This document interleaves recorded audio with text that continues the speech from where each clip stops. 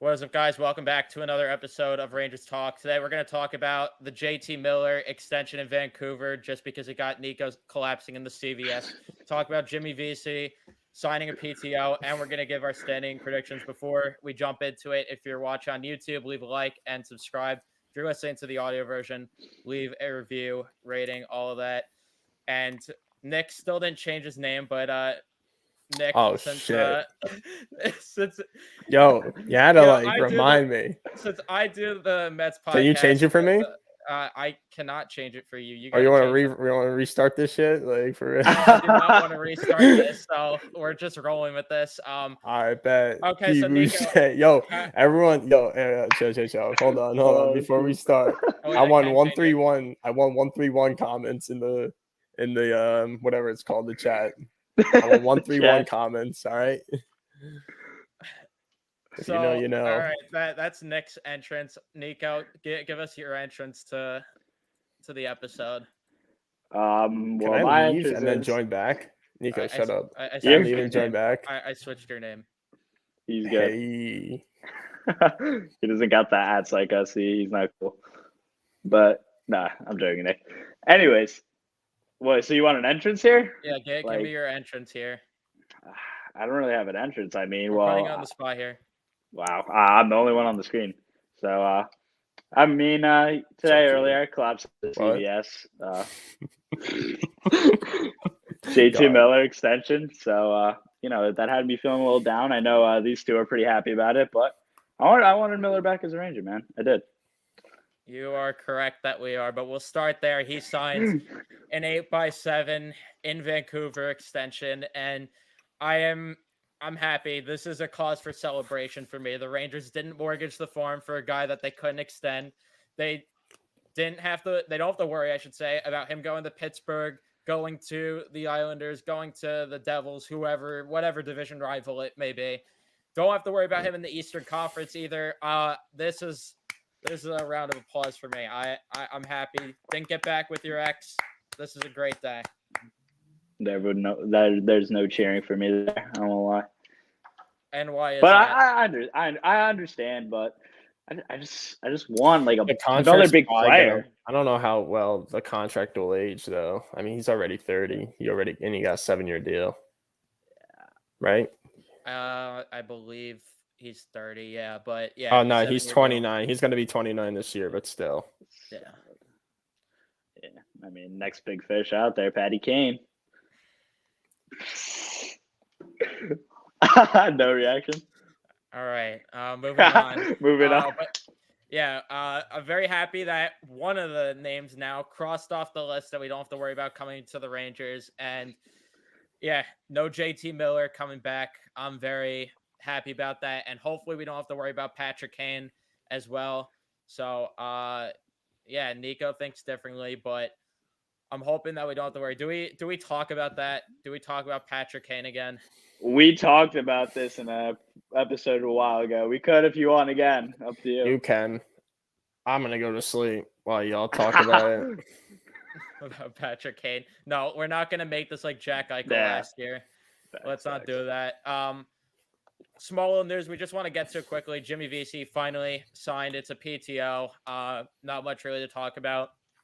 Welcome back, Jimmy, I guess. There was another thing that we have not to talk entirely. about after, but yeah, welcome back if you make the team, which Andrew's tweets got me in mid-season form here. I'm ready for Jimmy Vesey to play on the first line. Oh my God. I see Jimmy Vesey trotting out there with Kreider and Zibanejad. Then CVS is really going to fucking give me a ring, and I don't even know what I'll do. They're going to need the ambulance on site there because I'll die. Nick, what do you have to say about Jimmy Vesey? You have a Jimmy Vesey jersey. You seem like a Jimmy Vesey jersey owner. Shut the fuck up. Oh God, like stop. Getting on my nerves. Fuck no. Niels Lundqvist request out of New York. That's the last thing that we did have to talk about. I want your guys' opinions because I was getting I was getting a little heat for being a little pissed about it. I mean, go ahead, Nico. Ladies first. Wow. But for me, I think Niels Lundqvist. I don't know, man. Like, I just don't understand why everyone's requesting a trade. Like, our prize possession, first round picks, Lias Anderson, Vitaly Kravtsov, now Niels Lundqvist. It's kind of ridiculous. But he doesn't really have a role in this team, to be fair. So, with that right side loaded up with Fox, Trouba, and Schneider. So, I understand where he's coming from. But hopefully, I saw from Brooks, I don't know how reliable that is, that we're in the market for a top 9 center for Niels Lundqvist. So hopefully something can get done drastic. That'd be great if we can get like a top 9 center that we could develop for once and see where it goes. Yeah. Niels never had a spot on this team, and I can understand why some people like Evan is a little pissed about him requesting out of New York, but he never had a role on this team that suited him best as a player. So why not flip him for, a need up front, at the forward position, like, center or anywhere else. I don't know, just to beef up the bottom 6 even. So, yeah, I'm not I don't care necessarily if he wants out. I mean, in his defense, I don't blame him, but there's no bad in here, just because, Niels wants out. All right, just our D is loaded. We still have Matt Robertson and Zach Jones. So, 2 highly touted prospects still. So, yeah, just flip them for a forward and, you automatically add more depth up front. So works out at the end of the day, in my opinion. I agree with that, and I understand they wanted out. What pisses me off the most is the fact that Patrick Nemeth is really what got Niels Lundqvist off this roster, because Niels had to drag a 30-plus-year-old veteran that couldn't skate, and I'm pissed off because I had high hopes for Niels, but maybe there's a Niels for Niels swap. Maybe they get Niels Hoglander from Vancouver. The guy that I really wanted, that I said in the video that I think that the Rangers should look into, I know they were looking up front, but I think that Rasmus Sandin would be a good pickup. I know that then what do you do with Jones, but I don't know. I feel like that swap could still make sense, just because what if Jones doesn't work out? Now you're kind of thin on options. Are you going to run Libor Hayek out there for whatever many games? You can't do that. Yeah, agreed. Hopefully, they should get a deal done before training camp. Maybe you could package him, negotiate, and make the trade slightly better. I don't know what that'll really do for you, but I just hope they get a good return, because this guy was supposed to be no joke. And it's kind of disappointing to see his time as a Ranger come to an end like this. But if they can get another talented type of prospect like that in their forward group, I would be more than satisfied. I find it funny that his agent's Claude Lemieux. If I'm not mistaken, that's Brendan Lemieux's father. So it's funny how Brendan wanted out, and now he told Niels to leave New York, and here we are. Yeah, I thought that was pretty funny. Yeah, it clearly has something to. I feel like Brendan has something to do with it also, that he had such a hatred at the end of his tenure here. Why do you hate? Why do you want to? Why did he want out again? I forgot. I don't know if it's because of the way that they treated his good friend Tony DeAngelo or what, but yeah, I don't even know. But whatever. To circle back to Niels, all I ask is do not trade him to Detroit, because I know that there maybe is going to be a move for Rasmussen or someone like that, but I already know if they move Niels Lundqvist to Detroit, he's going to become the next Victor Hedman. Yeah, for real. Yeah. It's just inevitable. Either way, I feel like they lose the trade, personally. I don't see a world where the Rangers win this trade. Yeah, and they have no leverage. As you said, I'm pretty sure in your video explaining it, that like the report came out that he wants out. So now the Rangers really don't have leverage in the deal, which kind of sucks, because Drury usually is good keeping things on the down low. But, got out there, sadly. Yeah, thanks, Brooksy. Don't unblock me. For real.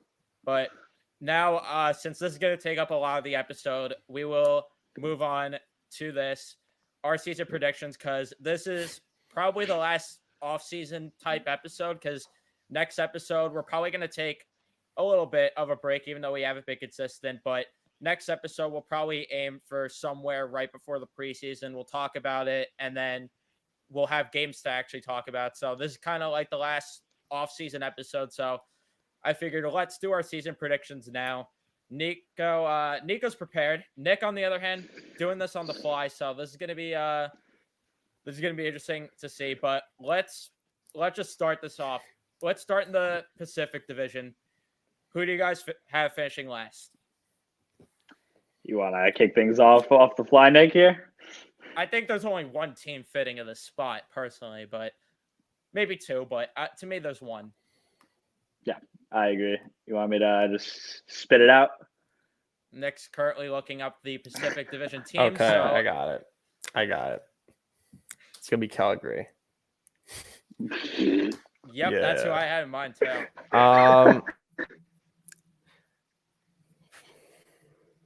Seattle, right? You guys? I don't know. No. That is not who I have last. Vegas. Wow.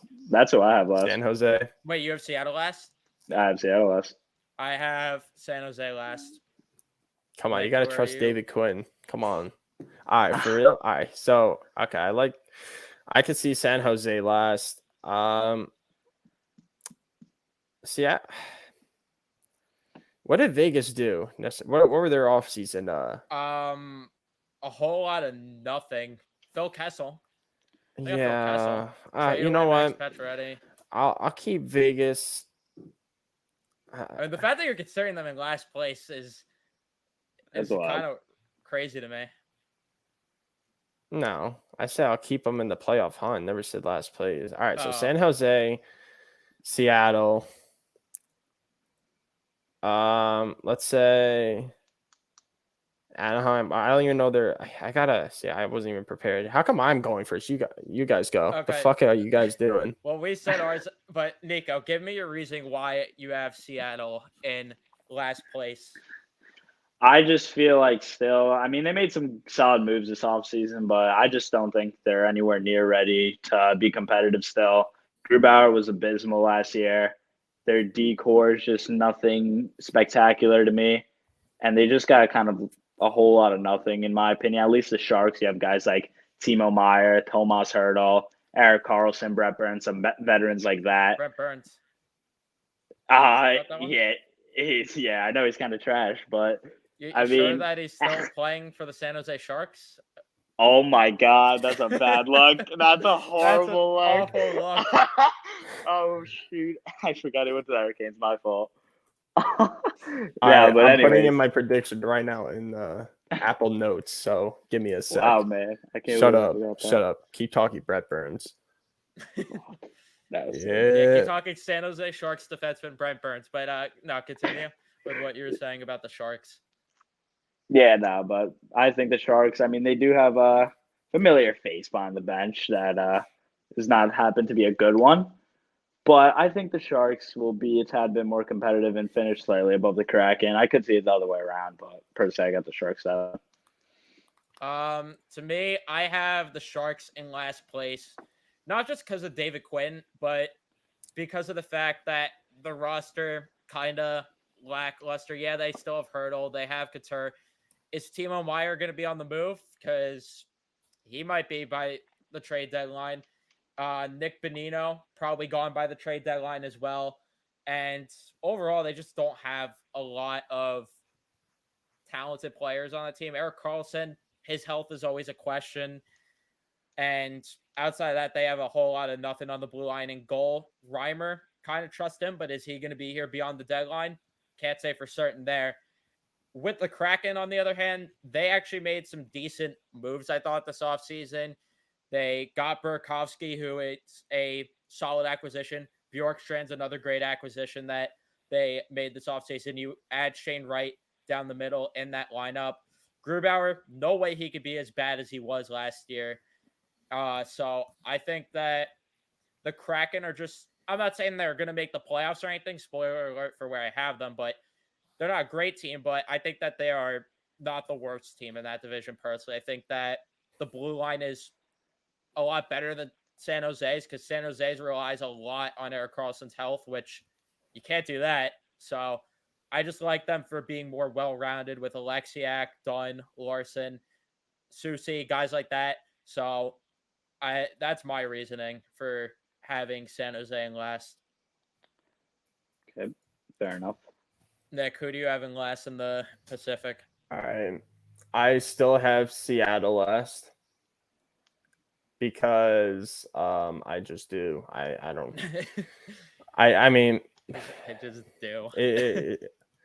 I honestly probably put Anaheim last. Actually, but I mean, see, I don't know too much about the Western Conference. Know more about the East. I mean, makes sense, right? Because we're Ranger fans at the end of the day, and yeah, honestly, I can see Seattle I don't know, what is that, 5th place? I don't know. I mean, that's tough. The bottom part of the division, between Seattle, Anaheim, and San Jose, you don't know where to place them. But for the sake of the videos, just so we could keep going, I have Seattle. I just don't know if they're gonna get much better. I mean, they still have a shit coach behind the bench. So I mean, very true. You can get as many good players as you want. That coach Ron Hextall, right? What's his name again? Dave still sucks. San Jose. Is that who you have in 7th? Yeah, I could probably have him in 6th, arguably, but no, I'll keep him before where you they get are. into the reasoning, you have San Jose 7th? Yeah, San Jose 7. Yep. Same. I have Anaheim 7th. Okay. What's both of your reasonings for? I mean, obviously, I don't really need that much considering I had them in last, but so we kind of actually talked about no point even wasting time for me with Anaheim. I guess I'll talk why I have them below Seattle. It's just because of the fact that team, they're going to move pieces again at the deadline, and I think they're going to be similar to how they were last year. They added Ryan Strome to miss a couple open nets for them, added Frank Vatrano, who I think is a solid acquisition, but isn't going to obviously move the needle, just like he did for the Rangers. And John Klingberg, he's going to be moved at the deadline. I don't have a doubt about that. Cam Fowler, solid piece on the blue line. Shattenkirk, that was probably out by the deadline. Kulikov as well. And it's just a matter of what's going to happen with the young talent for me. Because if Trevor Zegras breaks out, this team could be a better team. If Drysdale breaks out, they could be higher in the standings as well. But I just have a lot of questions there. John Gibson, is he going to be here beyond the deadline? I don't think so either. So that's kind of my reasoning there. Who do you guys have in 6th? I have the Ducks in 6th. I think it's a good team, just not ready yet. I like their offseason a lot, getting Strome, Vatrano, Klingberg, Kulikov they just got a couple days ago. They're trying to be more of a competitive team. I think Zegras, McTavish, and Drysdale, will all have pretty solid seasons for them. So I think they take a little bit of a leap, but they'll probably definitely be no higher than 6, in my personal opinion. Nick, I'm guessing that you have Anaheim as well. Yeah, I mean, I can honestly have San Jose there, but I'm going to assume that Zegras and Milano, really take that next step as players. And Milano's gone. Oh, see, that's a bad luck. See, I don't fucking. That's not worse than Brett Burns, though. That's true. But you see, I don't know much about the West. To be honest, the bottom 3. I'm not even gonna I'm not even gonna pretend I know much about the Western Conference. I know a lot more about the East because we live in New York but no, I mean, I don't know much about the West. I'm not gonna deny that. But no, I mean, Why Anaheim? I mean, I don't. If Zegras can, I don't know. It just comes down to Zegras. I mean, I honestly, I have no reason why I put Anaheim there. To I mean, be the honest bottom with three you. is pretty. We're mutually agreeing here because I have Seattle 6. I so- think honestly, I think the bottom three is gonna be San Jose, Anaheim, and Seattle. Like I don't think. in any order, I think we could all agree that that's going to be the bottom 3. Right. Yes. 100%. I just don't know where I could see them going. I could see Seattle being 6. I could see San Jose being 8th. You know what I'm saying? Like it's just the bottom 3 is the same. I agree. Yeah. For similar reasons, but What about I think this 5th? is where we go. This is where the standings change in the top 4. Right. Well, 5 through 1, I think could be various different combinations. Who do you guys have 5th? Before you give your reasoning, just say who you have 5th. I have the Los Angeles Kings. Yeah, same. I have the Golden Knights. Really? Interesting. Yeah, I am not sold on the Golden Knights. Fair enough. Goaltending, they don't really have anyone. I think Thompson's actually a decent goalie, but you're not going to win that many games with Thompson and Aiden Hill, who they just got. You're not going to win many games.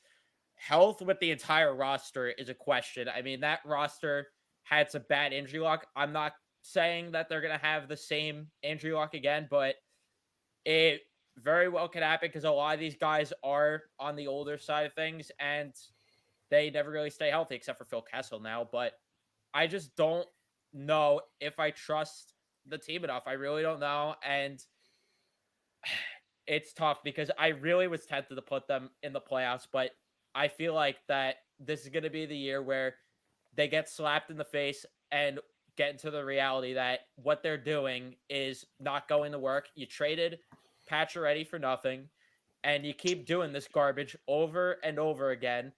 And the only thing that might save them is Bruce Cassidy being behind the bench now instead of DeBoer. So that's the only thing that was kind of pushing me. Like maybe I want to put them in the playoffs, but the problem also is there are 4 teams that I think just simply are going to be better than them, and that's who's their goalie right now? I forget. I don't even know. Logan Thompson. And is he a rookie? I believe he still has his rookie status. Yeah. Yeah. I mean, you saw the same thing with Jeremy Swayman in Boston, and Boston was still somewhat competitive. Fair point. No, I'll keep him here. I mean, I'll keep it where I have.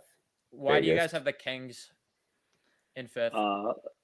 For the Kings, I think they're going to be a little more disappointing than people think. I'm not impressed with their D-core at all. I think Drew Doughty's the only really good player on that defensive side of things, as well as the aging Jonathan Quick and Nat. I feel like goals allowed is going to be a huge problem for them this year. They got Kevin Fiala, which was a good pickup, but I think Philip Deneau, that center number 2, I don't like that too much. He just provides a whole lot of nothing on offense. He's a good defensive center, but besides that, they got some solid players in the forward core, but I think they disappoint a little bit, and I just like teams a little more in the Pacific to do better than them. Fair. Nick, what's your reasoning? Yeah. Well, first of all, I think a couple teams, whatever, could do better than LA. That's number 1. Number 2, I personally thought they overachieved this year, considering their core, how old they were. They just played a very tight neutral zone defense, trap defense rather. And like I said, their core is only getting older. Dustin Brown's now retired. Kopitar is getting older. Quick is getting older. Doughty's getting older. I just feel like, they're just kind of hanging in there. I know they have a strong farm system, but obviously they're not ready yet. So when that time comes, I'm sure they'll be back right in the mix. But for now, I just I think they'll fall off a little bit, maybe not too much, but I think that, like I said, the core got older. and without that defense that they were running, and I don't know if they would have been in the playoffs, but yeah, for those reasons, I have them 1, 2, 3, 4, 5. Yeah, 5th. Fair reasoning. I'll talk about my thoughts with the Kings when I get there, but 4th place, who do you guys have? I have the Vancouver Canucks. Agreed. Yes, same. All right, so we're all mutual there. Just for my reasoning with the Canucks, I just trust a full year of Bruce Boudreau. Now you're guaranteed to have a full year of JT Miller as well, who I think overachieved last year, but he's still good for probably 60, 70 points. So still a huge piece there in that regard. But yeah, I think that overall, I just like them with Boudreau being there for a full year. I'm banking on a better year from Ekman-Larsson, and Thatcher Demko's their goalie, so I'm feeling solid with Demko in that. Yeah, I agree with everything you said. It shows they're committing to winning with the re-signing of JT Miller, giving him the extension. Bo Horvat and JT Miller as your 1-2 punch at center is really good. I like the Ilya Mikheyev pickup a lot. You got Niels Höglander, who hopefully could break out. Connor Garland, a lot of solid forwards. Brock Besser, Elias Pettersson. I like their forward core a lot. As you said, Ekman-Larsson, I mean, he can't possibly do worse. So I think he'll be better. I'm expecting Quinn Hughes to have a really big year. And we'll get to it a little later in the awards, but just know he's under one of those. Yeah. Wow. Yep. And Thatcher Demko, obviously, is a fantastic goalie. So I like where this team's heading for sure. Nick, do you have anything? Similar reasons, like you said, Evan. Full year Bruce Boudreau. We saw what he was able to do with this team when he came in midway through, and like Nico said, they have Demko, one of the better goalies in this league. So, and honestly, I mean, if all goes well and they make the right moves at the deadline, maybe they make a push for 3rd. But for now, I'm just going to keep them at 4. 3rd place, who do you guys have? I have Vegas Golden Knights. Yeah, same. I have LA. The reason why I have LA so high is because of the fact that they did what they did without Drew Doughty for a good chunk of the season last year. And now that you add him back on that blue line, it's going to make the difference. The blue line, another year of experience as well. They took the Edmonton Oilers, let's not forget, who made it as far as they did, to 7 games. And you don't do that by accident. And Kevin Fiala, adding him, huge time acquisition there, in my opinion. I think that he's not going to be the same in terms of scoring in LA, just because of, 1, the system, and 2, just because it's hard to see Kevin Fiala replicating what he did. But I still think he's going to be a very big acquisition for them. And I'm also banking on Byfield taking the next step forward. I think that it's time for him to prove why he was taken 2nd overall. And I think that he's going to have a solid year. You still have a bunch of other young guys that are going to come through the system and prove themselves as well. Definitely fair. For me personally, I have the Golden Knights 3rd. I think they're really going to rebound. I think last year was a kind of just an off year for them. I think they'll be right back in the mix in the playoffs. I just love their top 9 with Stevenson, Eichel. You have from a fully healthy season from him, Mark Stone, Marchessault, Carlson, Smith, then Patrick, Roy, and Kessel. That's a really good top 9. And then you have solid pieces, of course, on defense with Pietrangelo, Shea Theodore, Nick Hague, Alec Martinez, all around a good team. I trust Logan Thompson to be competent in net for the year. And also Bruce Cassidy as well, as you mentioned, I think is going to be a big reason because of their success. I just don't see a coach like Cassidy failing to make the playoffs, in my opinion.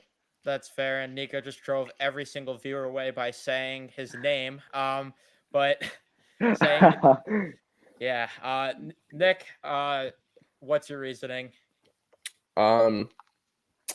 Similar, basically everything Nico said. Cassidy, same thing. I don't see him missing the playoffs, and I think that the Golden Knights as a team, this upcoming season, they have something to prove. Are they contenders or pretenders? So, we'll find that out next season if they're either or. But when you bring in a guy like Bruce Cassidy, who, probably a better coach than Pete DeBoer. I just don't see him, taking this team, just not going anywhere with it. I think this team will, could be kind of fun to watch. I think they'll get the job done. I think they'll make the playoffs, obviously, because have them third. So, but yeah, I think Bruce Cassidy and the fact that they have, something to prove this year, is going to be the reason why they make the playoffs for sure. All fair reasons. We'll speed run through this a bit for the last two here, just because I don't want it to be dragged out too long. But obviously, we have the same top two teams, but what order? Mm-hmm. Who do you guys have in second? The Flames. I did that. I did Edmonton. So, just quickly, why Edmonton in second and Calgary in first? Again, first of all, I think what Calgary got in return for Matt Tkachuk was a really good return. Not besides the draft picks, and just in terms of getting Huberdeau and Weegar in return. I think that's even though they lost Johnny Gaudreau. I understand that, but you're getting a fantastic player in Jonathan Huberdeau and Mackenzie Weegar on the back end. So I think they'll.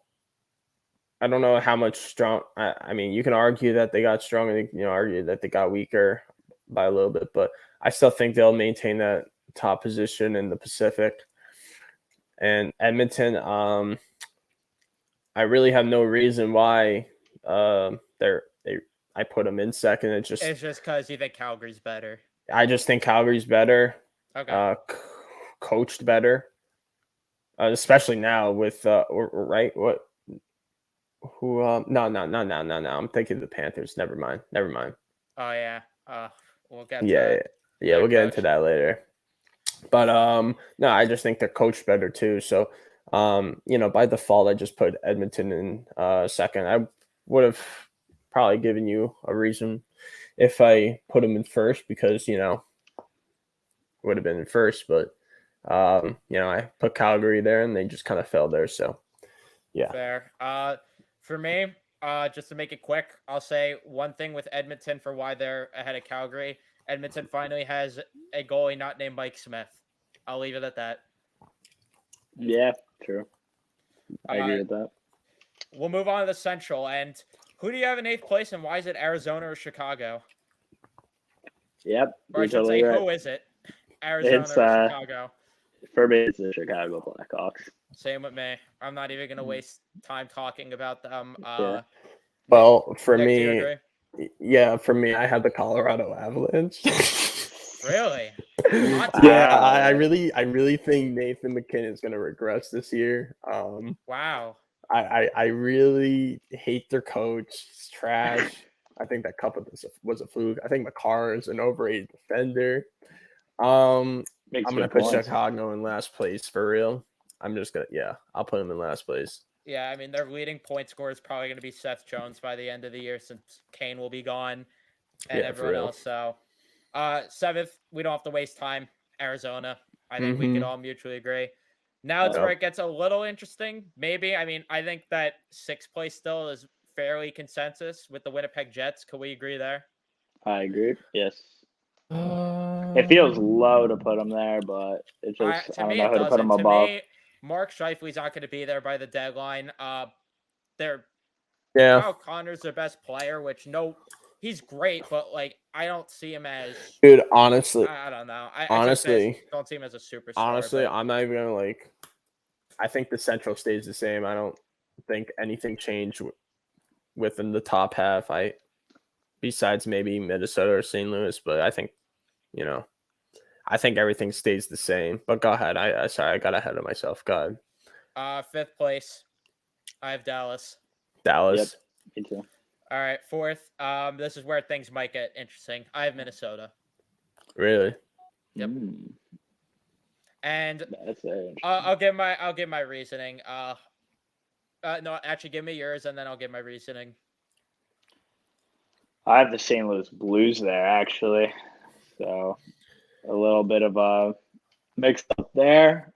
For me, I just don't trust Jordan Binnington all that much. They're a good team. Don't get me wrong. I think they'll have a very good season, but the top three to me is just better than them. But it's going to be really, really close. But just personally, I think the Blues will finish fourth. Nick, who did you have in third? Third? Or fourth. Oh, fourth. Or fourth, yeah, that's what I meant. My bad.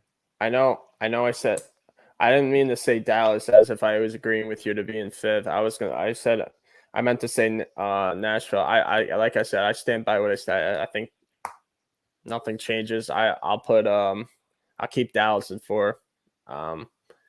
Even though they got Jake Ottinger and Matt Robertson, I don't know. I mean, you could put him in third as well, but I don't know. Robertson.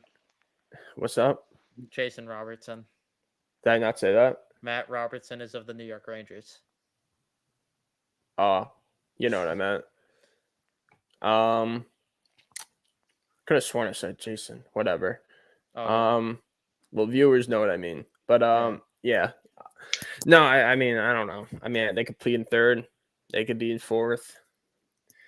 But I'll keep them in fourth for now. I'll tell you why. I'll tell you why I have my next team in third. Fourth, I have Minnesota. They lost Kevin Fiala. Cam Talbot gone too. I don't think Marc-Andre Fleury is him anymore. It's just that simple. That's why I have Minnesota taking a bit of a step back personally. And even there is a world I think that they can miss the playoffs just because of how much Kaprizov drags that team. And I could see Vegas finishing there. That won't change my playoff prediction. Spoiler alert, no matter who plays the team that I have them playing in round one. But regardless, yeah, I think Minnesota can miss the playoffs. Who do you guys have in third? I have the Nashville Predators in third. Same with me. I'm gonna keep St. Louis there again. Because they have, Nico said they have Binnington, but they also have that young goalie, young stud, and Ville Husso. So no, they don't. Okay, never mind. He's on Detroit. I forgot about that. Yeah, so St. Louis, you can go fuck yourself. You're in fifth. I did these on. Yeah, this is completely on the fly. So, and the Western Conference is not my. We're almost in the East. But, okay, once we get into the East, I'll give you better. I promise I'll give you better predictions. I promise. Right. Well, we're almost there. Third, Nashville. We both agree. To me, it's just they add McDonough. Who am I forgetting that they added? Niederreiter. Yeah, that's who. I just like the moves that they made, and Saros is one of the best goalies in the league. So that's all I have to really say about Nashville. Yep. Second, I have St. Louis. I have Minnesota. With St. Louis, I don't really have much to say. Their offense is just absolutely loaded. Defense, good enough. Binnington, I think, has a rebound year. So that's pretty much all I have to say about St. Louis. I mean, there's not really much. Yeah. For me, the Wild, I think, are still a very good team, and they'll finish top two. Kaprizov's insane.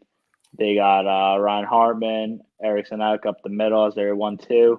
Both not like insanely good, but they definitely get the job done. Zuccarello, Greenway, Foligno in that top six is very solid. I still think their defense of course, one of the best in the league, in my opinion. And then I still think Marc-Andre Fleury has a little left in the tank to definitely win the Wild a good amount of games this year, in my opinion. And I like their coach a lot. Forgetting what's his name again. Dean, is it? I forget forgot his his last name. Yeah, but I know he's a good coach. Yeah, I mean, that's fair. I just, for me, I'm a little worried about Fleury, but first place, it's the Avalanche. We don't have anything to say there. It just is. There's nothing to add there. They just won the cup. They are probably gonna. I don't know if I have them winning the President's Trophy, but they definitely will be up there. So yeah, not much to talk about. Now we'll go to the East. So let's start off with the Atlantic. Who do you have in eighth, and why is it the Montreal Canadiens? And why are you correct? Because the Canadians are going to be trash once again. I mean, their team just sucks. Plain simple. I mean, And they do have a you good future. Don't anyone get else? it twisted. They have a good future, but yeah. Nick, do you disagree with who finishes last in the Atlantic? No, I don't. I agree. Yeah, rebuilding team for the most part. Carey Price already ruled out for the year, so I don't know what you could Trotting really. out Jake Allen. Yeah, Yeesh. unless he becomes a fine wine out of nowhere, I don't think that the Canadians are going to be a great team. But now it kind of gets difficult because all the teams actually are fairly solid from here on out in the Atlantic. The East is going to be just a bloodbath, but in seventh, I have Buffalo. Me too. Feels disrespectful a little bit. I like their team a lot, but I think they overpaid kind of a bit for Tage after one good year. Not that it's going to affect them like this year in terms of how they're going to do, because he is a good player, but I just can't see them above the top 6 teams. They're just better than them playing out. I just don't understand that extension. They could have waited till after the season. Yeah, that was dumb for sure. They overpaid him a lot. Nick, who do you have in seventh? Sorry, hold on. Doing this quickly. But yeah, for Buffalo, yeah, it kind of does feel disrespectful to me though. Goaltending's still an issue, which is why I can't put them above some other teams because I like Eric Comrie, but he hasn't proven himself as a starter in the league before. So can you really bank on a good amount of games from him?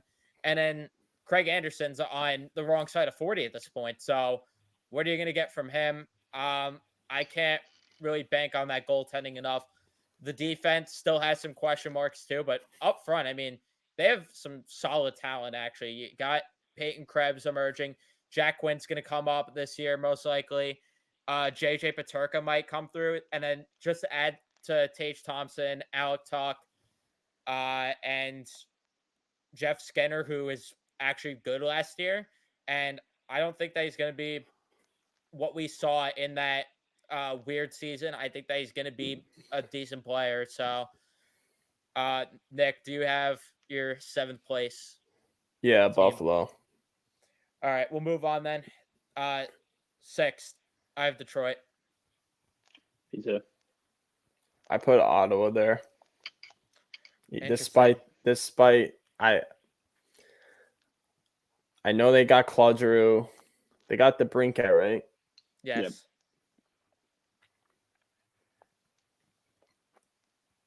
Yep. That's it. You see, you guys got to think longer than I did. Fair. I'll tell you, you know what? I'll keep Ottawa there. It's a bit of a gamble, but I'll explain why on my next pick. Why I have Ottawa there. It'll make sense. I'll tell you why. It's a bit of a gamble, but all right. Detroit, just like Buffalo, this feels kind of disrespectful because I actually really like what Detroit did. They added our boy Andrew Kopp, added Perron. They added Ville Husso, and then Ben Sherrod. That was a brutal contract, but you still have Moritz Seider back there. Edvinson's going to come through the system. You have some nice pieces there, but I don't know how big of a step they're going to take forward. So that's the issue I'm having. And even then, Husso, he's still a question mark for me. Same with Nedeljkovic. I think they're both question marks. Just like Buffalo, defense a little shaky, but I mean, you can't deny they do have some pretty solid talent up front, leading the way, Lucas Raymond and Dylan Larkin. This is an impressive team. They're going to be really good, like top of the standings in probably like 3 years. But for now, just too competitive in the Atlantic to keep up. But I really like what they did this offseason. I think it's one of the best with Kopp, Perron. I mean, Sherrod's not great, but it's a piece they kind of need on defense, that big body defenseman as well as Husso. I think they're definitely poised to get some more points than last year, but I just don't see any more than 6 for them. Yeah, I agree with that. 5th place, I have Boston. Yep, agreed. I put Detroit there because, and it'll make sense as I go along, but I've only put Detroit over Ottawa number 1 because I think primarily based on, and that's why I said it's a bit of a gamble, but it's based on who they hired, who he grew under as an assistant coach, which was John Cooper. And I think he probably learned a lot of good things in terms of coaching that he'd be willing to, bring over to Detroit. And let's not forget, Yzerman hired Cooper, and Yzerman now hired his assistant coach who, assisted John Cooper and the Tampa Bay Lightning to 2 Stanley Cups. If obviously I'm sure he's going to have his own way of doing things, but I feel like if he can, I'm just going to assume that he does a little of what John Cooper does, then Detroit definitely can make some noise and do some damage, and possibly make the playoffs. I don't know. We'll see. But I think Detroit will finish 5th, and I think they'll be a really solid team. I think they'll take a big step this year for sure. That's very fair reasoning, because I was close to putting Boston below Detroit because I think that Montgomery is not a good coach, and obviously there's a lot of questions with Boston because Krejci, what is he going to be? And he's their number 2 center going into the year. What is he going to be returning? They don't have Marchand for probably till December. I think was it McAvoy also that's hurt for most of the season? Yeah. So that is 2 of your top players out for the majority of the season. A guy that is a Norris caliber defenseman and a guy that probably would have led your team in points if he was going to be healthy for the full year. So there is a world where I could see Boston finishing lower than this, but my theory or my thought process is that they're going to tread water enough. They aren't going to be towards the top, but they'll tread water enough. And then once they get those guys back, they'll start to heat up, but it won't be enough to get them into the postseason. Yeah, the Bruins, they have very significant surgeries. Guys are out, top guys out till December. Montgomery, as you said, I don't know how much I trust him behind the bench for this year. But to me, it's the Boston Bruins that are always competitive. And I think they'll still just barely make the playoffs here at 5. A little spoiler there, having 2 Atlantic teams make the playoffs in the wild card. That's crazy. Yeah, I do. But they still have Pasternak, Marchand, Bergeron, McAvoy when he comes back. They have a lot of talented pieces, which I think will be enough to slightly get them in the playoffs. Fair. I just have a hard time with it. 4th place, I have the Ottawa Senators. Agreed. I think we're tracking on the same track here to have the same exact prediction. I think we're going there. It looks like it.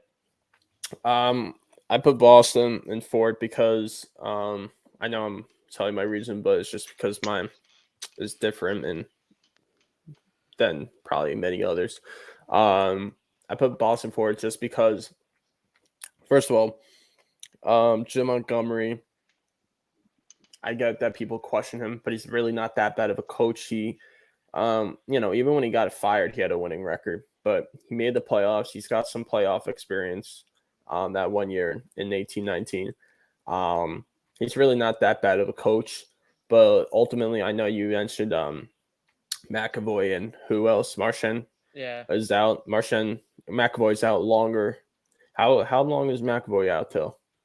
I think the same time frame, maybe January for McAvoy. December. But for me, it's just the fact that they got veterans. They got Bergeron. They got what I'm blanking. You said David Krejci, right? He's still on the team, right? So yeah, brought him back. Charlie Coyle. I honestly think at the end the veterans are just gonna carry the load and just find a way, just like a few other veteran teams in this league. That have been there, done that, and made the playoffs a lot of times. They just, when things don't look, great at the start, they just always find a way. And I think that's going to be the case with the Bruins. I think the vets are going to pull through. They're going to play some real, experienced, mature hockey down the road, especially when they get Marchand and McAvoy back. And, I think they'll be a good team. Not good team, but a solid team. I think enough to make the wild card. Yes, that's what I mean. I get that. Nico, since I've been kind of stealing it, give me the reason for Ottawa, because I'll probably agree with most of it either way. Yeah, no. But I was gonna say they've had the best offseason in the league to me, 100%. You added Claude Giroux, you added Alexander DeBrincat. Those are two talented forwards that are easily going to slot in the top 6. Josh Norris, you figure, coming off a really good season. It's just going to keep building off it. Brady Tkachuk, Batherson, Stutzle. That top 6, I think, is one of the best in hockey, in my opinion, personally. And then I trust Forsberg enough in that to be solid. He was honestly not even that bad.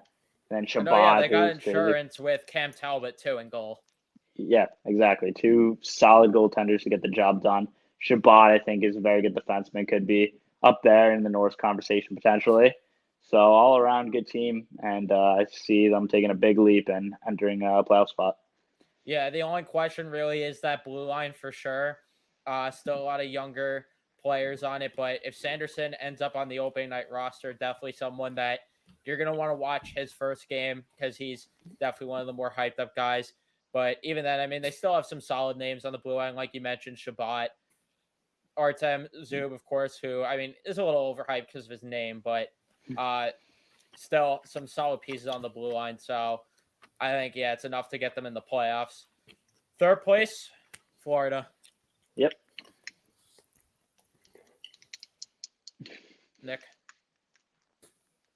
Where are we on? Third. Yeah, Florida.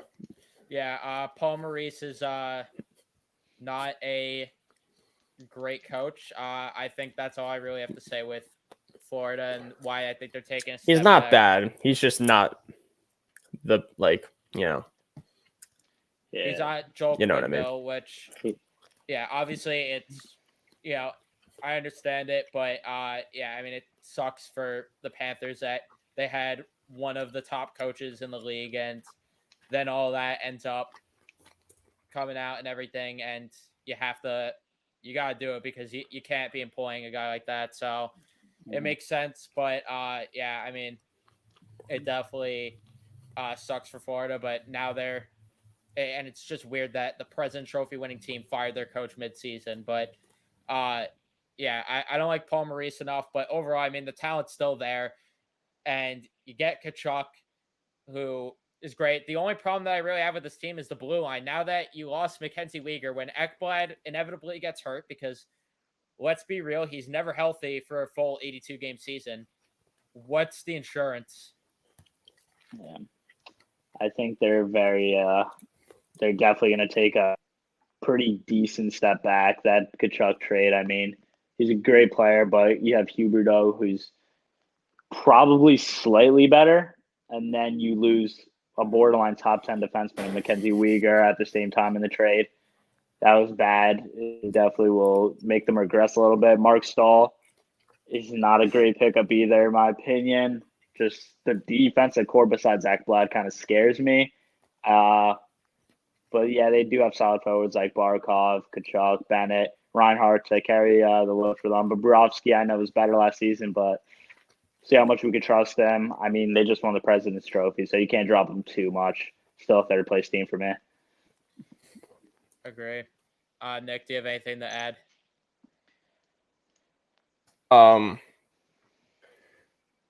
No, I don't. All right. Second place. I have Tampa. Yep, same. Yep. And the only reason I have Tampa in second is just because of the fact that they're going to make the playoffs either way. They don't have to really go all out in the regular season. They'll show up when it matters. They don't have any incentive really to finish in first place. They know they've been in the playoffs before. No matter the circumstances, they could win. So they'll just take it as it is, take it as they go. And that's really all my reasoning. I think they're a better team than who I have in first place, obviously. But yeah, I just in terms of the regular season, Tampa Bay. Yeah. First place, I guess we all have Toronto. So I know, I guess I'll start because I know someone's going to comment where you're doubting Vegas' goaltending, but you're putting Toronto in first place. The difference is that I have way more faith in Ilya Samsonov than Logan Thompson. And the other difference is they have a lot more talent on that team. Oh, yeah. Leading the way with the reigning Hart Trophy winner and Rocket Richard winner, Austin Matthews. Marner, who has just been one of the best playmakers in the entire league. JT is going to have he's got to bounce back. There's no way he has the year that he had last year. William Nylander is great there. Michael Bunting, a little bit of a question mark there. Is he going to be what he was in his rookie year? And the defense overall, I like their defensive core a lot. You're getting a full year of Giordano. So, yeah, I think that Toronto is going to be a good team. And I think that I'm missing a couple guys that they added because I know they added some depth Are pieces. they starting Matt Murray or Ilya Samsonov? Couldn't tell you. And Cale Yarncroc was the other underrated pickup, which I like that they got. Yeah. Overall, Toronto's, in my opinion, like one of the deepest teams in the NHL. Like you have Mark Giordano on your third defensive pairing. That's impressive, along with Justin Hall. But yeah, they got the goal scoring Austin Matthews, best playmaker in the league, arguably, and Mitch Marner. Just such a good team all around. It's just a matter if they could show up in the playoffs for once. Yep. Nick, do you have anything to add? To Toronto? Yeah. No, because they always finish high and then like in the regular season and then shit the bed. Yeah. Yeah. I mean, that's fair. Now let's move on to where we have fun here.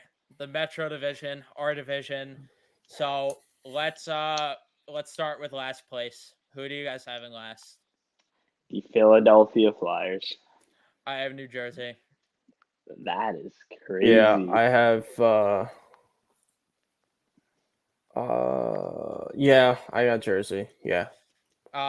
Yeah, Lindy Ruff is an awful coach. Simple as that. Goaltending, not good enough at all. Defensive core, still a couple question marks. I actually think the D core is a little Who's underrated. their new goalie that they got? Who's their new goalie? Vitek Vanacek. Right. And up front, I mean, outside of Jack Hughes, they don't really have a lot there. And is Jack Hughes going to stay consistent if he could stay healthy as well? Because throughout his career so far, he has not been healthy enough. So way too many question marks up front for me with New Jersey. And every year we say this garbage that this is the year they take the step forward. This is the year that they become a better team. And it never happens. Until Lindy Ruff is gone, I will never believe that they take the next step forward. Fair enough. Seventh place. Might be a little bit of a shock. I'll say this: 4 through 7 is like really close. Like you could honestly go like anyways, but I have the Blue Jackets. Okay, you didn't steal mine, Nick. Don't steal mine. Don't steal it. Don't steal it. Wait, what? Who do you have in seventh? Don't steal Islanders. It. Fuck. I have the Islanders also in seventh. I want to talk. I want to have a talk with the Islander fan base. All right.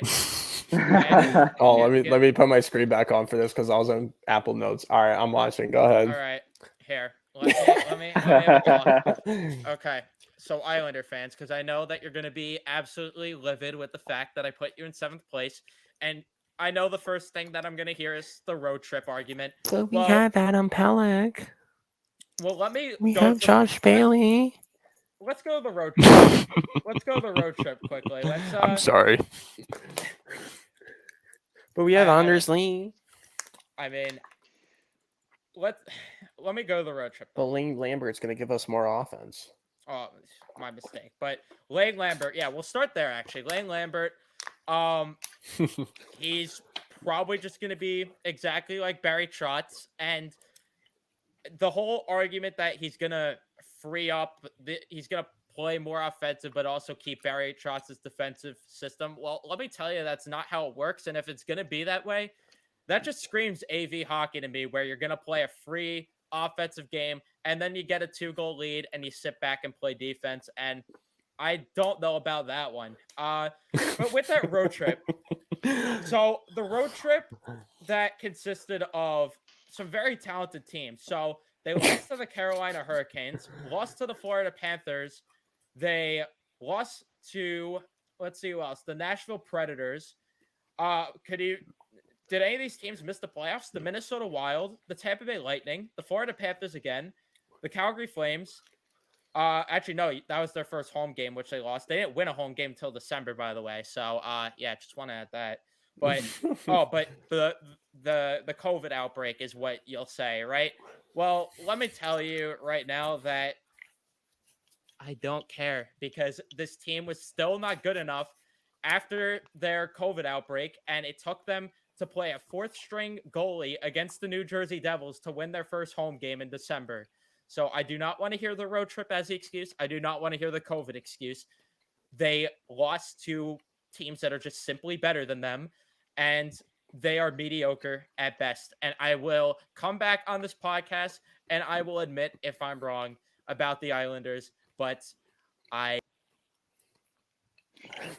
back on the screen. Hi, Nico. I don't think I will be. So that is why I have the Islanders at 7th. Sorry, I had to have a little talk there because I know that I probably stirred the pot with Islander fans. But what do you guys have to, or Nico, why do you have the Blue Jackets in 7th? And then I want to hear Nick. So I have them here. I like what they did, obviously, with Johnny Gaudreau. It's a big name player that they definitely needed.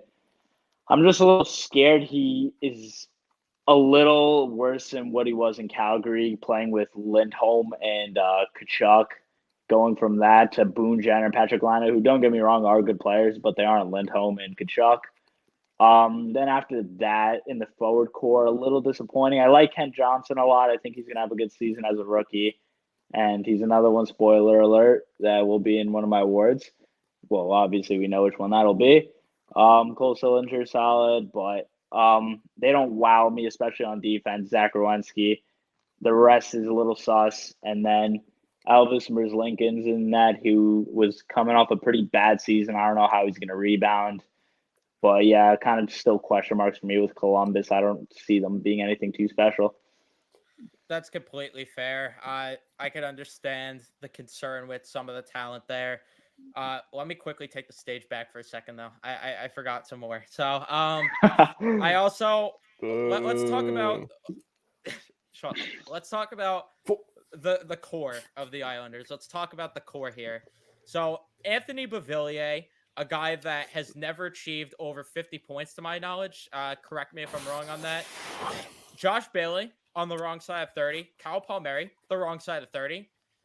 Pajot, wrong side of 30. Can you name a young player? Oliver Wahlstrom. Okay. What is he? Do we know what he is yet? I don't think so. So the core isn't necessarily the best. They didn't add an offensive piece like they needed to. So what are the Islanders? What are they? And to me, I don't think they are a great team. Needed to finish that. Nick, now that you get to talk about the Islanders, let me give you the floor here. I mean, there's really no need to give me the floor, but I guess I'll take the spotlight. Why not? You like to stir the pot too with Islander fans here, so let's hear it. What do you mean? I don't. I used to, but not anymore. That was a while ago. Oh, that's the old you. My bad. That That was was 1 the year old ago. me. You. That was was months the ago. old You. me. That was what? 2 months ago, me. Did I hear that right? No, a month ago. Oh Don't get it yeah, twisted. yeah. Please. When we're off camera, give me a reason. Yeah, no, I don't. Pretty much the same reasons as Evan said. I don't know about Lane Lambert, number one. I mean, let's be real. He didn't. I mean, he might have expected Trotz to, leave because he wanted to leave and because of family related reasons. But at the same time, I don't know about that for sure. I mean, has he really gotten enough time to really decide, like, to really assess this team and just think like, okay, how are we gonna play and all that? Like, I don't know. Maybe he's behind the bench as an assistant, but you think differently as an assistant coach than a head coach. So, but besides that, like, I'm probably wrong about the coaching, but besides the fact, I don't know about Lane Lambert to begin with. Number one, I don't know enough about him, so don't come at my head for that. But I don't like the Islanders roster. I'm not even trying to hate. I think they're just too old. I don't, I just honestly, compared to some of the other teams that are still in the hunt, to make the playoffs and potentially make a push. I'm not saying you guys Islanders won't finish above 500. I'm not saying that they won't be in the mix. I think it'll just be, pretty difficult to, get in and but other than that, anything can happen. As we talk and go through these predictions for the standings, you're going to see why I said anything can happen, because I'm going to have a team in there that you guys are going to say, oh, you have them up there, but not us. But like I said, anything could happen. We're just, at least me, I'm just basing it off of, what we see right now and what we could think could happen. But, crazier things have happened. And like I said, the Islanders have actually been, proof of that. The year before Trotz, they missed the playoffs completely. Trotz comes in, just changes the whole dynamic of the team, and all of a sudden they, become, dark horses in the East. So, anything could happen, even just by one coaching change. So, but this, based on what I see right now, obviously that team was younger. This team is older. I just don't think it's going to be good enough to make the playoffs. Maybe you guys miss it by a couple points. But even if you do make the playoffs, I don't know how far you would make it. To be honest with you, the saying goes like, "Oh, we're built for the playoffs and not the regular season." Okay, but you have to get through the regular season in order to get to the playoffs. A full 82 game season, not a 56 Mickey Mouse schedule. Like, no offense, I'm not saying you guys didn't. You guys played some good hockey, in the bubble, and in the playoffs those 2 years. I'm not gonna lie, you guys played some good hockey, but the question is, would you have really played the way you did in the playoffs? Would you those have made 2 the years? Playoffs? What's up? Would they have made the playoffs in a full season? Well, not only that, but in 1920, because they fell off. But let's say if they did, would they really have made it past maybe round one? Because as you see with this team, since they're so old, they just gas out towards the end of the season. They just get completely all right, I'm done. I don't want anything to do with hockey. I just want the off season to come. I just don't. You could be built for the playoffs, but you gotta be able to stay healthy and just be ready for the playoffs. And the only way you can really do that is probably just winning quite a few a few games in the regular season to put yourself in a position where towards the end of the season where, some of the top teams, they rest their top guys.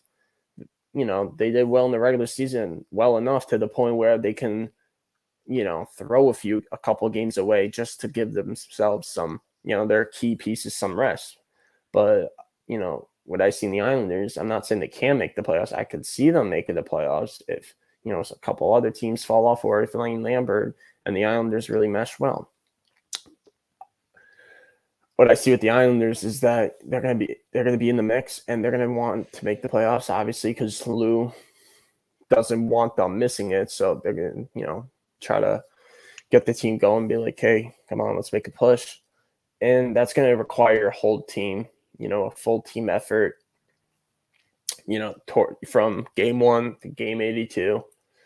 And, with the core you have, with the core that the Islanders have, I don't think it would be good enough to, be so successful to where, you could just give a few games away just to rest some of your key guys. I think it's going to be a battle right through the end, right from the beginning, right to the end. And I could see them making it, but I could see them missing it. But I think you guys will be, you guys could be above 500, but we'll see. And for me, I'm not even being biased with this. I know that there's going to be those comments. To me, it's just I look at the other rosters in this division, look at the other rosters in the Eastern Conference, and I don't think that the Islanders are up to par. Simple as that. Now that we rambled on with that for a while, 6th place, I have the Philadelphia Flyers. I have the New Jersey Devils. Nick? I have the Blue Jackets.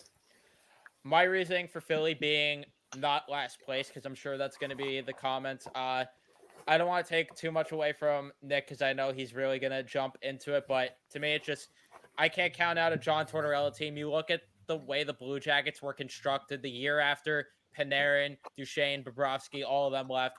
And that team was still very competitive after all of that even, and ended up winning a round in the bubble despite having a lackluster roster. I just can't doubt John Tortorella. Simple as that. Yep. No, valid point there. My reasoning for the Devils being in 6th, I don't know. I just can't see them being another, just team, as everyone's saying they could, make the playoffs, which maybe, but I was not wowed by the Andre Palat pickup. I think him on the first line, you're not playing with Stamkos and Kucherov anymore, so I think he'll disappoint a bit. They have a good 1-2 punch with Hischier and Hughes, but as you said, the net is concerning with Vanacek. I like their pickup on defense with John now, but again, as I'm saying, there's just better teams in the Metro than the Devils. They're not there yet. Nick, why do you have Columbus where you do? Simply because I just think there's other teams that will do better. I could see them, they'll be in the hunt for the playoffs, for a playoff spot. And just because I have them in 6 doesn't mean it's a complete miss, or just they're so far away from 5th and they're just in 6th. I think, from 6th and 5th place, I think it's going to be really tight. And even from 6th to the second wild card spot, I think it'll be relatively tight, especially when you add a guy like Johnny Gaudreau to your team. Makes your team better. He'll make players around him better. And the Blue Jackets, for the most part, played. I mean, they finished the game below 500, I believe, but for the most part, they played, above, 500, around 500, around, somewhere around that range. And then you got Johnny Gaudreau. So I think they'll be better for sure. Not a lot better, but I think they'll be better enough to where they can really flirt with, making a playoff push and, just maybe clinch the second wild card spot. But other than that, It's I think not good enough. Yeah, but I mean, they could make it at the same time. I could see them making it if all goes well and from the other teams falling off, and then they definitely could make it. But for right now, I think I have I think there's teams that are just going to do better, and that's why they're going to be ahead That's of the fair. Blue Jackets. Who do you guys have in fifth? I have the New York Islanders. I have the Columbus Blue Jackets. Yeah, I have the Flyers. My reasoning for the Blue Jackets being in fifth, Johnny Gaudreau and Patrick Laine is going to be just special to watch. I'm excited to see that. There are rumors now that they might be the team to get Patrick Kane, which if they do, that could really push them to maybe be in the to be a serious team to be in the wild card. Do I think that puts them as a top 3 team in the division? No, but I think that will certainly move them up in the conversation. I think their decor is a little overlooked. I like a couple of the guys. They definitely overpaid Gabranson. There's no doubt about that, but still like that. I like personally Merzlikins as a goalie. I know people think that he's not one of the best, but I think that he's still solid enough of a goalie, and I think that he's definitely going to rebound because last year, very tough year for him after losing his friend. I forgot the name of the goalie. I don't remember his name. But, he was still mourning that, and you could tell it was weighing on him. And he was talk about how the cannon, even at Nationwide, was giving him PTSD of the incident. So I feel for the guy, and I think that he's gonna be motivated and have a big year this year. So yeah, I'm feeling confident the Blue Jackets making some noise. For me, I have the Islanders in fifth. Do you want your Islanders for? I hate to talk up the Islanders, don't get me wrong. But, I mean, look, I saw them missing the playoffs. Oh, wow. Yeah, so I don't like to talk up the Islanders, but they have a solid top 4 on defense with Romanov. That was a good pickup. Dobson, Pelech, and Pollock. Very good there. I'm very high on Sorokin. He's a good goaltender. And then Varlamov, one of the best 1-2 goalie punches in the league. It's just the forward core that prevents me from putting them in a playoff spot. Just not a lot of talent. Just average players like Palmieri, Nelson, Beauvillier. Barzal, I think, with Lambert as head coach, he'll start to produce more points. And I see a big season from him. But, yeah, all around a very just meh forward core. And it's just I can't put him above the top 4 in the Metro. Now, Simple Nick, as that. Hype up your little Flyers bandwagon a bit here, because you're a big John Tortorella guy, so hype him up. Hype John up a bit here, because I know that's where this is going. Oh, of course. I mean, if I'm a Flyers fan, I have to be excited about this upcoming year. Even from the season they had before, I don't know. I just like John Tortorella. I mean, even when he was with the Rangers, I liked him. I just, from his system, his defensive structure, it's going to limit a lot of shots on goal on Carter Hart. And I still think Carter Hart, despite the past couple seasons, I still think he's a very good goalie.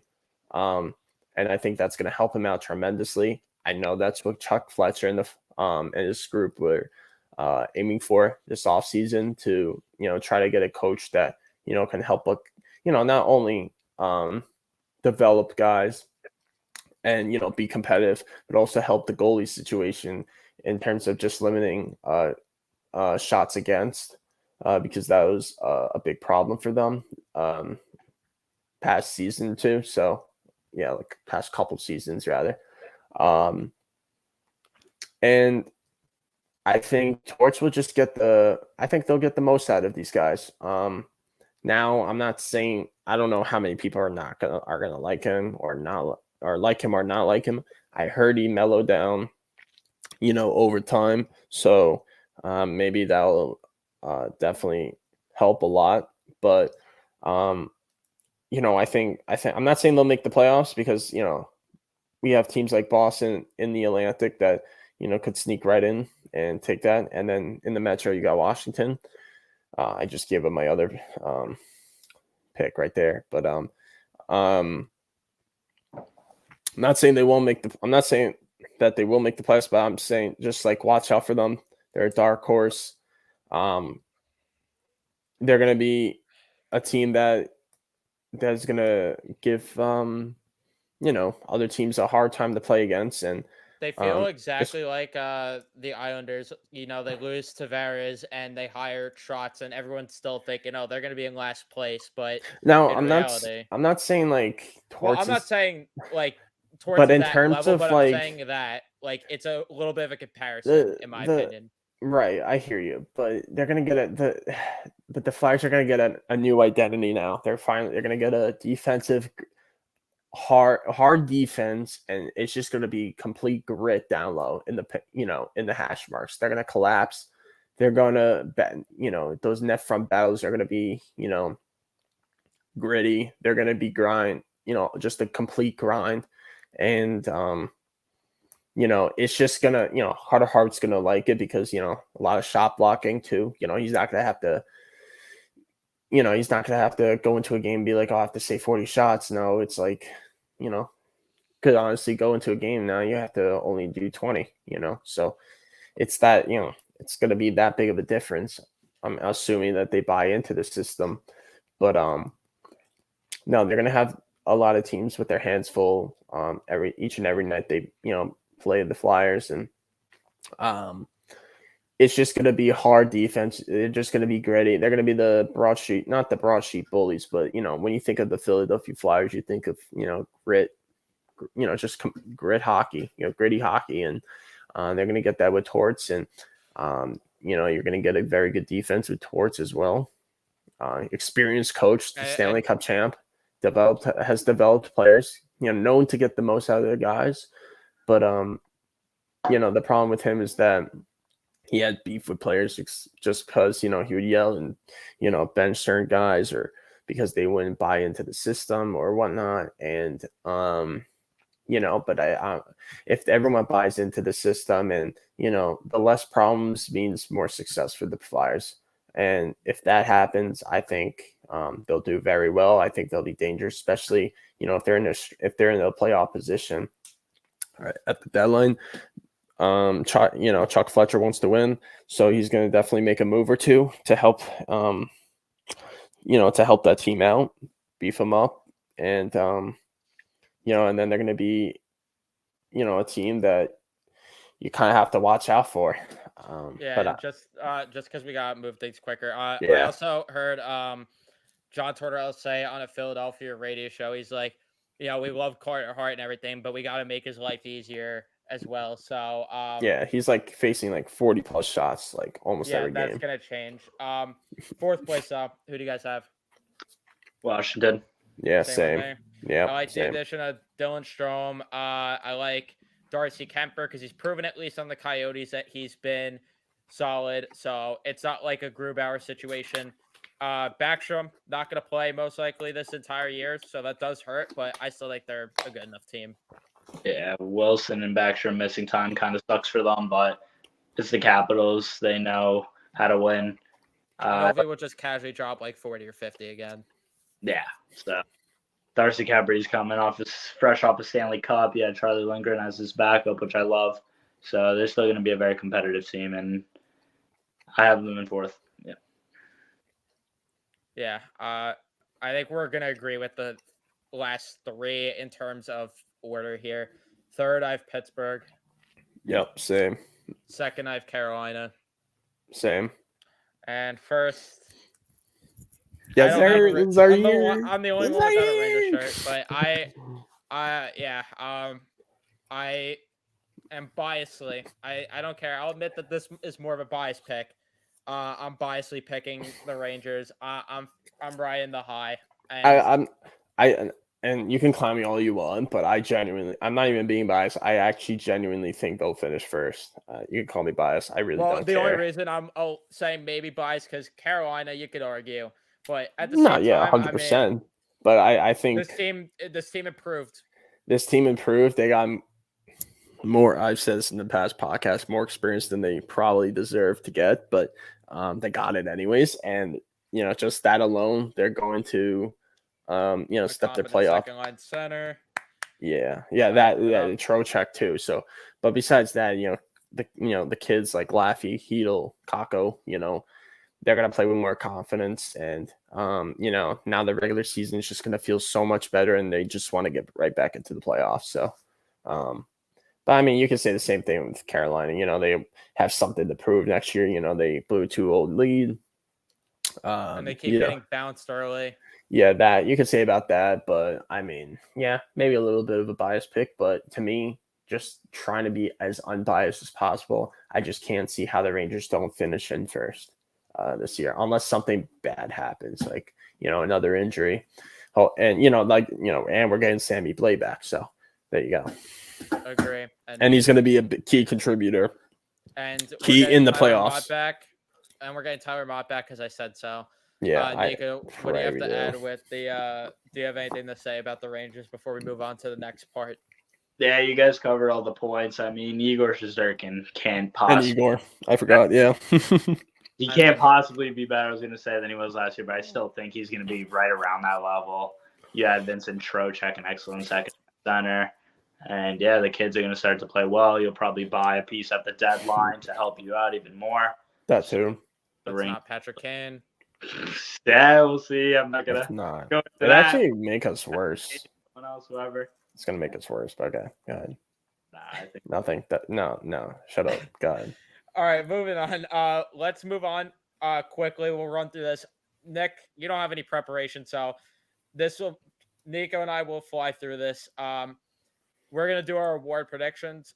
Who do you have winning the Rocket Richard this year? And I think there's one answer. I feel like. Yeah, I'm going Austin Matthews all day. Yeah, I'm going Matthews again. I don't see how he doesn't repeat. Yeah, I'm just gonna keep it simple. Jack Adams. Who do you have winning the Jack Adams? Or did you not pick someone? I picked the Jack Adams bias pick, but I'm going Gerard Gallant. I have Jay Woodcroft just because it always goes to one of the top division finishing teams, and I feel like Woodcroft's just going to be the guy. Not that he deserves it, but that's just who I think. Wait, I would say honestly John Tortorella. I consider him. If the Flyers make the playoffs, yes. Yeah, Tortorella will. Torts, yes. And I will be clapping at my TV and bowing down at him. But go ahead. Vesna, I have the repeat. Yeah. I would too. Yeah. I have Igor repeating. That'd be dirty. Igor repeating Vesna. Ooh. Sorokin can be salty. Have to. He'll get two. And Lundqvist, who got robbed of another one, but Igor Lundqvist got robbed of two other Vesnas. Well, yeah, but especially 1 year. But Selke, I have a sneaky pick for the Selke. For the Selke, I have Ryan O'Reilly. I have Anthony Cirelli. He's been close every year. He's been proven every year that he's been getting better. I think this is the year Cirelli takes that next step. Just got the new contract too, and he's going to be here to play. I have him win the Selke. Norris Trophy. I have Quinn Hughes. Call me crazy. I think he's due for a big year. I think he'll improve on the defensive end, score a lot of points, which the trophy's kind of centered around, it feels like, putting up a lot of points. So I think Quinn Hughes was going to take home the honor this year. I want you to be right so bad. But unfortunately, I have Cale Makar repeating. I hate to be boring, but that's just who I have. Next, I can't believe I forgot this, but I'll think of mine after you say yours and give a bit of a reasoning. Who do you have winning the Calder? I'm interested to hear this one. I have Kent Johnson for the Blue Jackets. I think there's multiple players that can win in McTavish. Braden Schneider. Sorry. What? Schneider, yeah. We wish. Yeah, he probably could have won it. But yeah, I think Kent Johnson with the Blue Jackets. I mean, I think he's going to break out for them. He's going to have a big first year.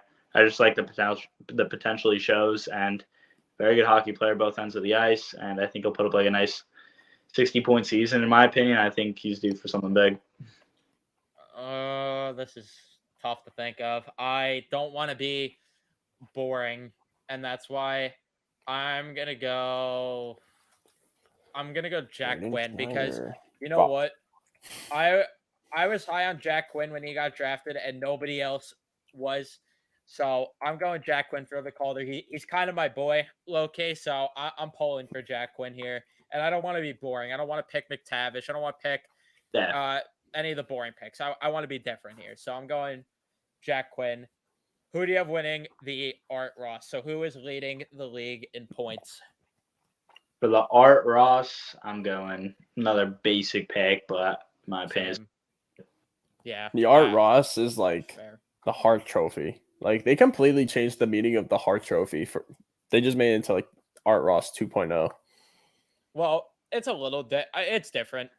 It's different. But granted, the problem is the problem is the voters. The problem is the voters made it different. The meaning behind each trophy is different, yes, but the voters make it seem like it's Art Ross 2.0.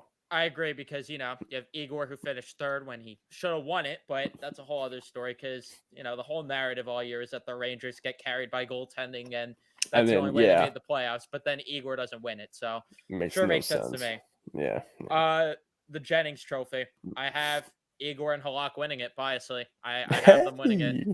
Ooh. I think Halak's going to be I'll take sneaky. that. I'll hop on I think that. Halak's going to be sneaky. I'll hop on that bandwagon. Let's fucking go. This one, I'm going to be honest, but off the fly, give me who won it last year? Was it Swayman and Ullmark? I believe so, yeah. Was it? Don't say Sorokin and Varlamov. Boo. He's taking it. He's taking it. Boo. You suck. You suck. I'm going to agree with you. Just start getting freaking Halak. Fuck it. Let's go. Yes, sir. GM of the year. GM of the year. Chris Drury. I wish, but I have Brad Treliving just because of what he did this offseason, how he made the Calgary Flames look like they were in the mud and they were going to be trash to putting them right back in that cup conversation. That's an interesting pick. I'm gonna go Pierre Dorion for the Ottawa Senators. Oh, that's it. Yo, Pierre. Yeah. Pierre, you want to come down here? I think that's a fair pick too. How about Steve Yzerman? How about Steve Yzerman? If Detroit makes the playoffs, yes, Steve Yzerman will win it. Now I saved the trophy, the biggest trophy for last, outside the Stanley Cup, of course, but the Hart Trophy. Who do you have winning the Hart? I'm looking at it now. I don't know if it makes much sense that I had McDavid winning the Art Ross because I have Draisaitl winning the Hart. I guess it could happen, right? I mean, with the voters, yeah, they're Bro, it's gonna happen every year. It's gonna be like the same shit with like Ohtani. I'm going with the logic and meaning of the Hart Trophy for my pick because there is a guy that is going to make this team better than they actually are, and when injuries happen, he's going to keep them competitive. He's playing with a new line mate. He is going to be sick. I have Matthew Tkachuk winning the Hart Trophy. That's a crazy pick. I'm going crazy. I have Tkachuk winning it. Fair. Playoffs, though. So, round one, for me, I guess we'll go. You know what? No, let's just do this by round. Round one for me. My matchups are lined up: Rangers, Senators. I have the Rangers winning that. Canes, Pittsburgh. I have the Canes winning that. Toronto, Washington. I have Toronto finally doing it. I have them winning that. Tampa, Florida. I have Tampa winning that. And then in the West, I have Colorado beating Vancouver. And then I do have an upset. I have Nashville beating St. Louis.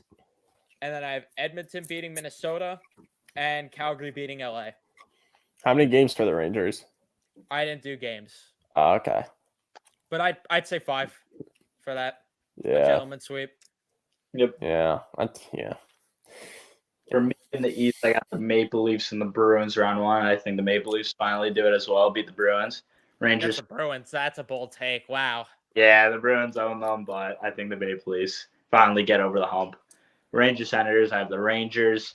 Lightning, Panthers, I have the Lightning for 3 years in a row. And Hurricanes, Penguins, call me crazy. I'm going the Pittsburgh Penguins. I just can't. I was tempted. I can't see them losing in the first round once again. It's hard to believe for me with a coach like Mike Sullivan as well. I think they'll find a way to get out of the first round again, finally. Yeah, I definitely did not have enough time to do all this shit. But go ahead. Central. What I about the got- West? Who do I got? I got the Oilers and the Canucks. I got Wait, the Nico. Sorry to cut you off. Who'd you have? Rangers and who? Senators. Senators. Yeah, same. How as many games would you? You said 5, Evan, right? I think Yeah. I would 5. Yeah, give the Senators a game. They'll probably wind up going. Actually, no. These are the different Rangers. Go ahead. Oilers, Canucks. I have the Oilers. Flames, Golden Knights. I have the Golden Knights actually winning. Probably a shocker. Then we got Avalanche and Blues. I got the Avs, and then Wild and Predators. I got the Predators. That's a crazy take with Vegas. I won't lie. That's a crazy one. Second round. That means I have lined up the Rangers and the Canes, and you know who I have winning the series. Hurricanes, baby. Yes, sir. Yes, sir. Let's That's go. my team. No, I have the Rangers coming through again, beating the Canes, and I think it's gonna be less games this year too. Really? Toronto and Tampa. I have Toronto winning. Oh shit! In the West, Colorado and Nashville. I have Colorado winning. Edmonton and Calgary. I only made this pick because of the fact that I don't want a boring Final Four, and I don't want to be too similar to last year's. I have Calgary beating Edmonton. I like that. Yeah, I'm all for that shit. I'm literally right with you in these. I mean, it lines up Rangers, Hurricanes. I got the Rangers in 6. Maple Leafs, Lightning. I got the Maple Leafs winning that in 7. I mean, Rangers and foe. Rangers, Maple Leafs. Rangers in 3. That's right. Until we get clowned again. Oh my god, that was bad. That was a nightmare. Yeah, and then I have Avalanche and Predators. I got the Avalanche, and then Oilers and Golden Knights. I'm going the Golden Knights. I think they have a Cinderella run in the playoffs. I really do. I have Golden Knights. No, please no. The conference finals. We'll start in the West. Colorado and Calgary. I have Calgary getting the W there. Oh, we lost the final. Fuck. I was tempted to put Colorado in, but I got Calgary there, and then I of course have the Rangers. Yeah, but I see how this goes the because we're gonna face the Daryl Slutter hockey team and we're gonna fucking lose probably, right? Yep. Nico, go ahead. I got how this goes. No surprise. Yep. We already have this discussion before. Unless you just switch it up and just say the Rangers for the cup. Wait, which is realistic. I'm all for that, and it could happen. So you can't be clown. Nico, go ahead. Avalanche facing off in the Stanley Cup this year. Going for a 2-peat. You have the Avalanche and who? Rangers. Who do you have winning? In the finals? Yeah. The New York Rangers will break their 28-year drought, and they're winning the Stanley Cup this year. Let's go. We'll come back to this. I'm confident. I think the New York Rangers will do it this year. I think and for the Rangers and Flames, you know what we're doing, baby. You know what we're fucking doing. Let's go. We're going to the cup. We're winning the cup. You know we're doing it. I do not care. I don't care. Call me biased. All you want. Call me a clown. Call me a homer. Call me anything that you want. I don't care because I said it to Nick. We were walking around the city as we do. I said to Nick though that I don't like when people go out and be like, "Oh, this is our year," and all that type stuff.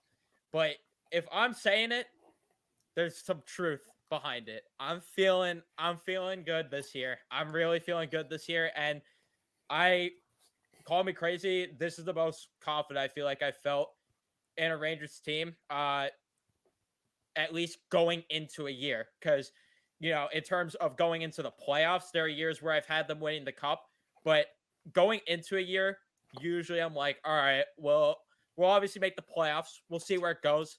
But in terms of before the season, I don't have them usually win the cup, so I'm going That's bold. true. I'm going bold. And that's true. I'm feeling confident. I'm feeling hyped for this year. And next episode is gonna be related to the season because we're about to start covering games again. It's gonna be an exciting season. I can't wait. Yep, I'm really excited. I think there's really the expectations for the Rangers to the moon.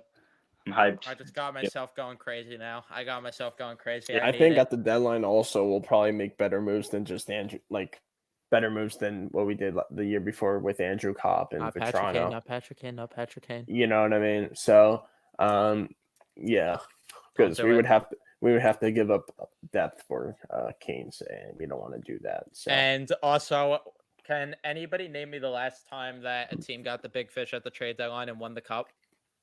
Been a while. Florida did not. Tampa Bay, they didn't go for big fish. Sometimes St. Louis did not. I'm just trying to backtrack and think legitly here. But I really can't. I don't think there's ever been. I really don't. It just has to come within the team if you really want to win the Stanley Cup. I mean, I don't know. I mean, Avalanche this past year, they didn't pick up anyone, significant, but they didn't need to. True contenders, I feel like they don't need to necessarily pick up the big fish to make a run. I feel like those teams are just they want to be serious. So they just pick up the big fish and be like, hey, look what we got. But in reality, you still need your main team, like the team before, to step up.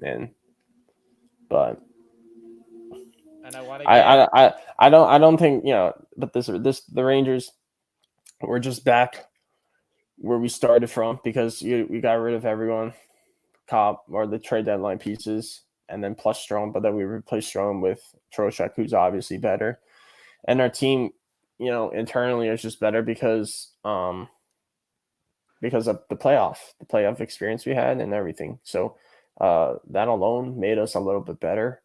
And I think we'll add better pieces at the deadline than what we did, like I said, for Copp and Vetrano. And I think it's going to work out very nicely. And, I think as long as we don't get Patrick Kane, because like I said in the past episodes, we probably, should have. Starting right into Nico's. That one. Nico, you can literally go fuck yourself because listen, here's the deal.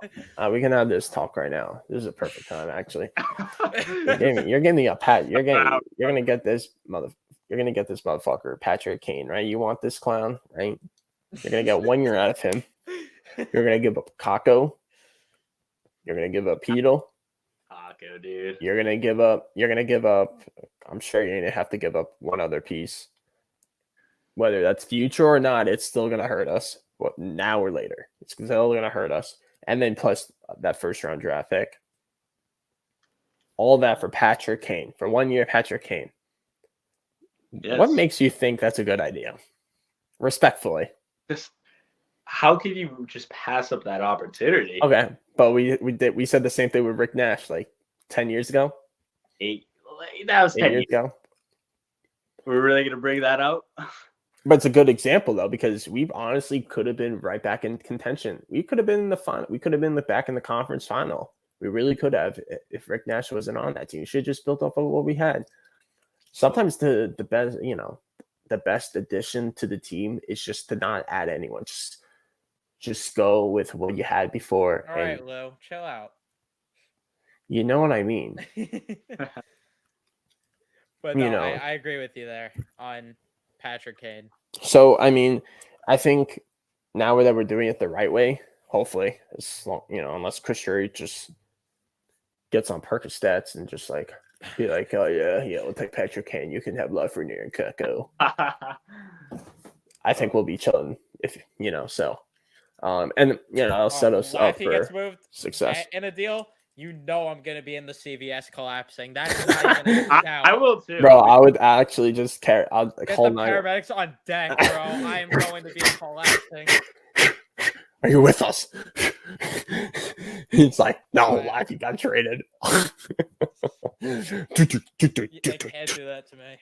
Oh, I call 911 on speed dial. Once I see that report, I wouldn't even like check in to see how you're doing. I would just be like, yeah, we got a kid. We got a kid. He's dying. Lafreniere just got traded. He's dying. I'll die. I will die. Don't. If they do it, if that happens, See him in a freaking Blackhawks jersey. I would die. I would die. That'd be fucking hilarious though to see him. Let me give. You need to get a rage reaction video deal too. Oh! If that happens, that video will go crazy like none other. Bro, it's just like a 1 second video. Fuck you, Chris Drury. Punches the camera, breaks it. Video over.